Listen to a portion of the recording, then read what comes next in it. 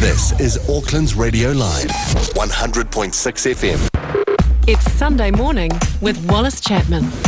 36 minutes past 8 o'clock. Welcome to the show. Lovely to be with you. It's a wonderful Sunday morning. We're with Rodney Hide and Selwyn Manning. And yes, indeed, what could be bigger this week than the news that KimDotcom, the internet tycoon, he has started up a party that he can't run himself because he's not a New Zealand citizen, but it's called the Internet Party. It's purple. It's a smart logo. What is behind the Internet Party? And more interestingly, Selwyn, is he going to get in? And is he going to get the votes of the youth? What do you see when you see this Internet Party? Well, in that way, I think the ifs are on a probable part of the scale, if you like, to get over some sort of 5%. And I say that because of the turning on, if you like, of the interests of huge numbers of new generation voters. My view right at the front of this, Wallace, is that on track record, the KimDotcom party, if it got into Parliament, and there's the if again, would broker a deal with the National Party. I do not see any evidence, apart from a few people that have been attached to it in the early stages, that it would be on a centre-left trajectory. There is nothing there for Dotcom to gain from. If you look at why he's gone into this, it's a dissatisfaction with the GCSB legislation, himself becoming... So it's a personal issue with him. This is personal, as they say. But also from the point of view of developing business interests in New Zealand and also having a presence of a progressive internet-based economy and market. All of those kind of things suggest that it's a huge challenge for a centre-left bloc that is preoccupied with more core social portfolio delivery. With the Dotcom thing, if you look at the people when KimDotcom first arrived in New Zealand, who did he attach to? Who was he trying to befriend? It was John Banks, the more right-leaning people in the country. You even see, the confirmation that Don Brash was asked his opinion up there at the Dotcom mansion most recently, at the most important meeting that was held early in December, where this document that floated around was tabled. Around that table, there were two individuals that are very, very closely aligned to the National Party, and one in particular very closely aligned to the ACT Party in the past.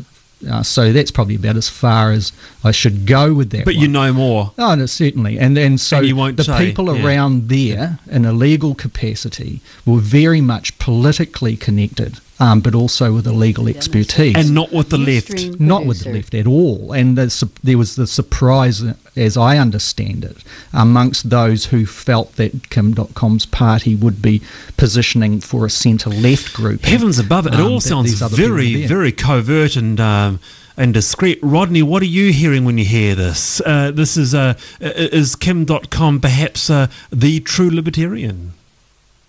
I've got no idea. I've never met the guy, and I have some sympathy for his plight and the raid that occurred. Having said that, New Zealand's hands are a bit tied with the extradition treaties we've signed, but he hasn't got a chance.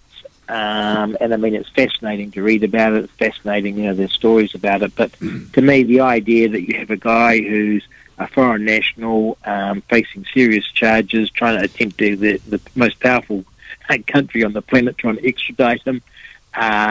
He's supposed to have his money all under wraps, but there he is with living in a mansion with staff, and the idea that he is somehow going to set up a political party in New Zealand, one for which he cannot stand or even vote for, and somehow manipulate at a distance. Yeah, but to me is preposterous that he would get over the 5%. You're talking about a man who hasn't just got name recognition like John Boscawen, and he's the most famous person in New Zealand right now.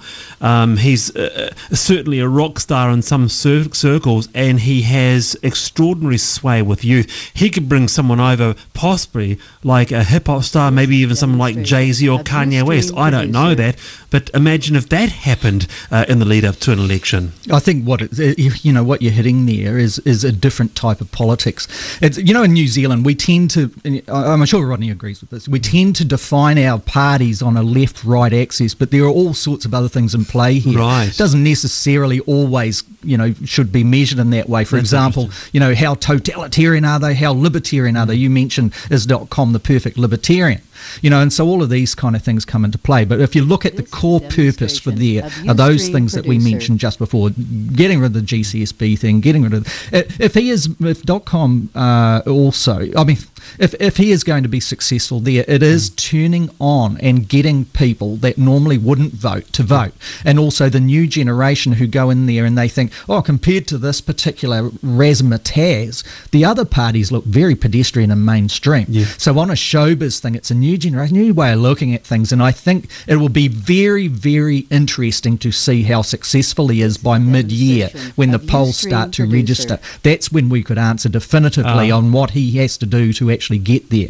But the start off, we haven't even seen the party formed officially yet, but we've seen clumsiness of which they've been trying to spin and say, that's because of the silly policies that were put through by others earlier on. All of that, they have to be more sophisticated, I think, to win that 5%. They potentially could get there. What more can you say? You'd have to say too, Selwyn, that it requires a certain amount of skill and planning to do well in a political campaign. And so far, they've had the easy bits and they've cocked it up at every step. Well, there's an element of perception around that, which makes people that perhaps are outside of that group that are most easily persuaded to vote for it. The ones outside of that, the ones who have voted before, start to think, well, actually, I'm doing a bit of comparison here. Can I just get at something straight before we move on, Selwyn? Are you suggesting that the Internet Party, or at least KimDotcom, is getting much of his internal advice from the right? It's certainly, that's where it's gravitated from. If you look at, for example, his big thing here is to square off against John Key. If KimDotcom was determined to make John Key squirm for the next 3 years, would he attach to the Labour and Green Party? I don't believe so. He would try to be the one that gives John Key the numbers and sit there and say, I want this reformed, this GCSB thing. You got confidence and supply from us, but we're going to bleed you of legislation all the way through. John Key is the kind of guy that we've seen on track record, like, with the Warner Brothers deal, etc., where he will horse trade. And it might not necessarily be in his party's interests.